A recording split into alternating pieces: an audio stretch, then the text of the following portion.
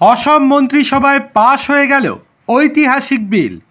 হিমন্ত বিশ্ব শর্মা যেটা করে দেখালেন সেটা কি করার সাহস পাবেন আমাদের রাজ্যের মুখ্যমন্ত্রী মমতা বন্দ্যোপাধ্যায়? সোজা কথায় বলতে গেলে না। বহু বিবাহ করলে সর্বোচ্চ 7 বছর কারাদণ্ড প্রস্তাব করা হয়েছে এই বিলে। এছাড়াও বহু বিবাহের ফলে যেসব মহিলা ক্ষতিগ্রস্ত হয়েছেন তাদের জন্য তহবিল তৈরির প্রস্তাব রয়েছে। আগামী বছর বিধানসভা নির্বাচনের আগে বহু বিবাহ নিষিদ্ধ এই বিল মাস্টার স্ট্রোক হতে চলেছে হেমন্ত বিশ্ব শর্মা সরকারের পক্ষে, এমনটাই মত রাজনৈতিক বিশ্লেষকদের। গত মাসেই সাংবাদিকদের মুখোমুখি হয়ে হেমন্ত বিশ্ব শর্মা জানিয়েছিলেন লাভ জেহাদ, বহুগামিতা এবং বৈষ্ণব শত্রুদের সুরক্ষা সম্পর্কিত 3টি ঐতিহাসিক বিল আনা হবে বিধানসভায়।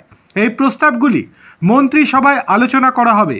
তাই প্রথমে অসমের মন্ত্রিসভায় বহুগামিতা বিরোধী বিল পেশ করা হলো।